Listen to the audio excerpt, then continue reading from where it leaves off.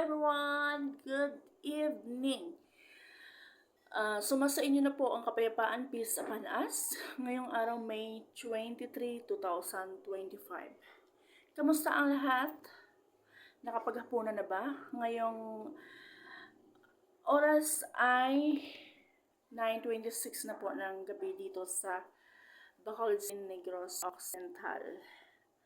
At hinihiling ko po sa Diyos na Ama at sa Diyos na Anak, Jesucristo, at sa Banal na Espiritu Santo, na pagpalain po tayong lahat. Magsisi po tayo sa ating kasalanan because ang buhay natin ay hindi atin ang ating buhay. Tayo po ay magbasa ng Biblia, magdasal, at gagawin lang po natin ang mabuti at tama dito sa mundo.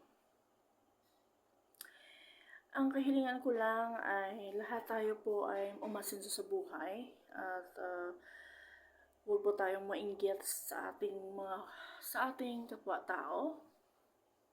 Kung may matulong tayo, dapat tulungan po natin ang ating kapwa sa makaya natin, pero huwag po natin kalimutan ang ating sarili na tulungan muna bago yung iba. Bago tayo makatulong sa iba kung wala tayo.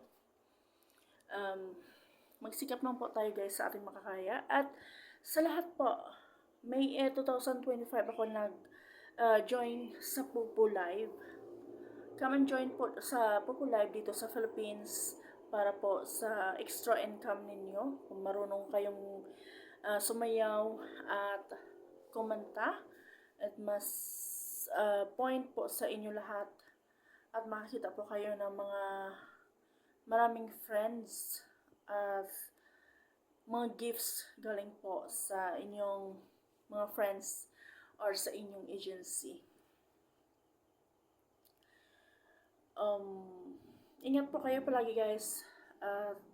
Healthy tips lang po. Matulog kayo 7 oras at hanggang 8 oras ng gabi. At uminom kayo palagi ng 8 basong tubig. Mag-ehersisyo, magdasal, at kumain po kayo ng gulay at prutas. Alam niyo guys, nagbasa ako ng Bible kanina.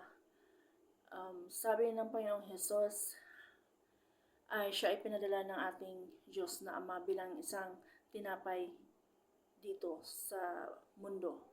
Ibig sabihin, tinapay siya yung dugo at tubig na kung mainom natin at makain ay hindi tayo mauhaw. Not literal po na pagkain siya, kundi siya ay Word of God or ang kanyang mga salita ay nakapagligtas po sa atin. At sabi ng Diyos na Ama, si Jesucristo ay binigyan niya ng authority or otoridad na mangusga sa mga tao dito sa mundo. Kaya kung sino man ang nananalig sa Diyos na Ama at kay Jesucristo ay magkaroon po ng buhay na walang hanggan. Manalig po tayo guys, dahil darating ang time na darating si Jesus Christ dito, ang lahat po na patay ay buhayin, at kung sino po ang gumawa ng mabuti, ayun po ang magkaroon ng buhay na walang hanggan, at yung gumawa po ng masama ay magkaroon po ng paghatol or kaparusahan. Okay guys, maniwala po kayo na totoo po ang Diyos. Huwag po tayong kalimot kahit gaano mo po tayo kabisi or ano man ang problema natin. Anay lahat po ay malagpasan. Ang buhay is maikli lamang. God bless you all guys, and ingat palagi.